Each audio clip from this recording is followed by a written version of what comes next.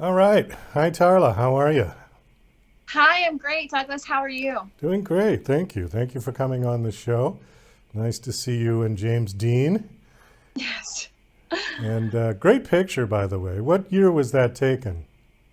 Thank you. Oh, I'm not sure of the year, but I love all the old classic Hollywood movies. So I had to have a little James Dean here. Well, he definitely was a legend. Unfortunately, he didn't live very long. But Yeah. yeah, he was quite the actor. I think he could have gone on for a long time had he had Yeah. lived. Because he was different. He was different than what was around at that time in the 1950s. He was the true rebel, him and Marlon Brando. Um, and yeah, well, it's too bad. Anyways, we're here to talk about you. So let's see, the Copy Queen, and you're also an author. You've got a book called The Essential Guide to Your First Month of Online Marketing. Is that correct? Yes, I do. Okay. Um, Tell people what a copywriter does. So a copywriter is a writer who may work in an, advertising or marketing agency or freelance, and they write copy for any business. So a lot of times big brands employ copywriters, and copy is the words used for any kind of advertising or marketing. So billboards, ads, um, you know, uh, collateral, any kind of print collateral, brochures, websites, um, funnels online, sales pages, so many things. So is that what you do, or is that what you did? So I use copywriting in what I do now as an online entrepreneur. But I was a copywriter for 13 years, so 6 years in marketing agencies full time, and then 7 years freelance with my own business. I wanted to talk to you about online marketing because it's something that I think that we meaning this show, are kind of weak at doing. There is so much content out there that it is almost impossible to get yourself noticed with everything that's going on. It's very difficult. And social media is only one, I think, only one part of that equation. And I think it takes more than what we're doing because we're not having a great deal of success with our online marketing. I think it's something that we're going to have to seriously think about hiring somebody else to do, somebody who knows really more what they're doing. But online marketing and PR is not quite the same thing, is it?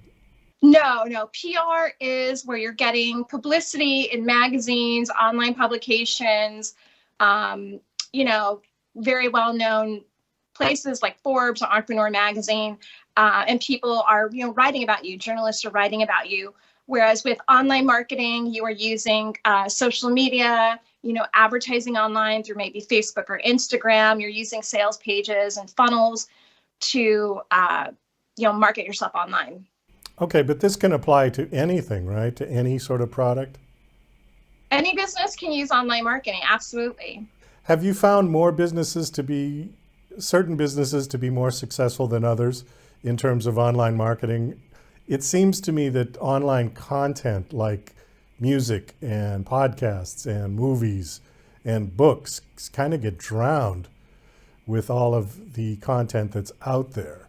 Where if you're selling an actual product like skincare or perfume or clothes or something, do you find that those people receive more success with it or not? Well, I think really the industry that has the most success with online marketing right now is the online education industry. So anything that is kind of information based, so whether those are digital courses, digital products, as well as high ticket services like coaching. I think those are the people that are really maximizing online marketing now. But I mean, really, you can use it for anything, and it's easy to feel drowned out no matter what niche you're in, because there are a lot of other people you're competing with, and that's why you have to have your own unique selling proposition. Can you give us one example of what would make my company stand out amongst the crowd? Well, I mean, it's really your personal brand. So it's like how you brand yourself. So The one thing I like to say is there's no one like you. So even though when we feel like we have competition, there is, of course, competition out there.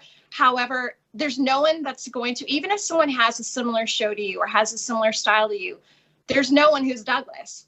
So you always have a unique advantage no matter who you are, because especially with a personal brand, people are going to connect to the people, the person behind it, not the products or the services. So that's how they're going to want to do business with you, or how they're going to want to listen to your podcast. It's just something special and unique about you that is kind of that intangible factor that you can't even really put into words. I mean, you're part of your brand, but it's that essence that only you have. The one thing I've shied away from doing, and maybe this was wrong of me to do, but there's a lot of people who will just use TikTok, for example, but they'll post little 1-minute videos of themselves doing absolutely everything in their day, driving to the supermarket, eating their breakfast, petting the cat.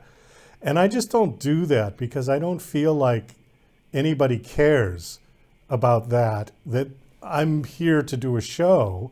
I'm here to be a show host, that I feel that my guests are really the stars of the show. I'm just the sort of mediator. I'm like the master of ceremonies. But it's really the guest who I'm trying to spotlight, not myself. So I don't do any of that. And people have said, oh, you need to get on and do more of that personal stuff. And I don't know. What do you think?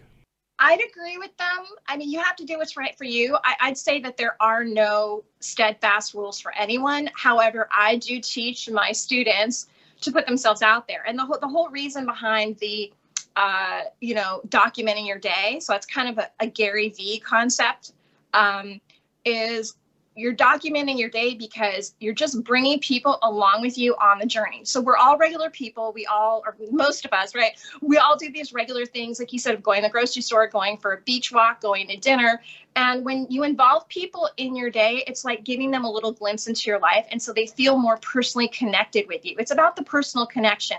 They feel like they know you a little bit better when they get to know your dogs or your children. And so it's creating that kind of, again, that personal connection that you can't really only create by having your business online and not showing that personal side of you. Does that make sense? Yeah, it does. So the downside to it is that you lose more of what you would call your private life. It no longer becomes private. It doesn't stay private that way, right? I mean, it's true. I think online you have to think of your platform as, we don't have the power of a celebrity, right? Celebrities have these massive platforms. But if you think about a celebrity, okay, when this is on a much smaller scale, what are they doing? We see all about their lives. We see about them, going to rehab, getting divorces. We see them going to the grocery store because they're, shot by the paparazzi. We see them doing all these things. And so people feel connected to them because of that. And so people will start just to feel connected to you. I mean, people talk to me about my dogs. Like, no one's ever met my dogs. They'll just see my dogs in videos. And so they'll ask, how is your dog doing? I mean, so it's a real connector that you can't have just by posting on social media about your business. So you offer an online course, is that correct? Yeah, I have several online courses. So I have one course called Social Star. It's a beginner online business course. And then I have another course called Direct Response Launch, and that's more of an advanced online business course. So I cater to female creative entrepreneurs who are starting their online business journey, or they're looking to grow through it. So it kind of has all aspects from beginning to more advanced. And then I have a course coming out this fall on copywriting called Iconic Copy. And that is that's going to be a full-blown copywriting course based on my background, 13 years as a 7-figure copywriter. So teaching, again, female small business owners how to use copy to grow their businesses online. Are your courses only available to females? Well, I'm going to tell you, I have men that buy my courses. This is just who I target, but I definitely have male customers, so anybody can buy my course. Now, is your course like a Zoom type course, or how does it work? No, these are pre-recorded courses. So I've pre-recorded the content, and they're basically kind of in slide fashion. And then I include PDFs. So I include all the resources. And then they have access to one Facebook group where they can go and ask any questions that they have about the courses. Okay, great. How did you get started with this? Well, I was trying to figure out when I came online, what should I do online? And I took a little detour at first. I was in a beauty business opportunity. I actually heard about digital courses several years before I actually created one. I think I was a bit intimidated. I mean, I had never taught my knowledge to anyone else. And yeah, over time, it's something that I knew I wanted to do because I think it's such a great way. It's a time leveraged asset. So it's a great way to put all of your knowledge that I would, for instance, explain one-on-one to you. I can explain it in a course, and then, student after student can purchase it. And it's almost like being in front of that person. Of course, coaching on top of it adds another layer that is very helpful, but it is just a great way to get your own personal style and what you teach out to people. We've got just about 2 minutes left, and I want to just touch on your book. So the book is called The Essential Guide to Your First Month of Online Marketing. Give us a quick overview of the book. What can I expect if I pick it up and start getting into it? Yeah, so this is for a brand new entrepreneur who's just coming online, and literally it's starting from day one. You might come on social media, be completely confused, not know, like, what do I post? What do I do? What do I sell? You have absolutely no idea. So it literally takes you from day one, from niche, target market, personal brand, all the way up through building your email list, creating your lead magnet, funnels, copywriting, and then all the way to social media. Because my motto is, you don't start with social media, you end with it. So you never want to just go on social media without a plan, not knowing what your offer will be, not having a lead magnet. You want to immediately start building your email list. And that is one of the main topics that I like to talk about. So there's a lot packed into this book. It could be a course in and of itself, actually. Let me ask you one quick question about email lists, and then we got to wind this down. Do you think you can overdo that? Because we get a lot of email from everybody wanting to be on the show. And the one that I particularly remember is there's a couple of musicians who literally send us an email every day. And it's always about anything from upcoming albums to tours to shirts to merchandise, blah, blah, blah, blah. It got to be so bad that we had to put them in spam because it just got ridiculous. Do you think that people need to be a little cautious not to overdo it and upset people? Well, okay, I'd say, first of all, don't put them in spam if you really like them, because what's going to happen, it's going to affect their deliverability and them being able to get in people's inboxes. So it will affect their email sender reputation. So I always say, if somebody doesn't like the emails, just unsubscribe. They should have a link at the bottom if they're doing things the right way. I personally do believe you should email more. Now, if you really resonated with some of these people, now everyone's different. Everybody has different preferences as to whether they like email or not, or how often they want to get it.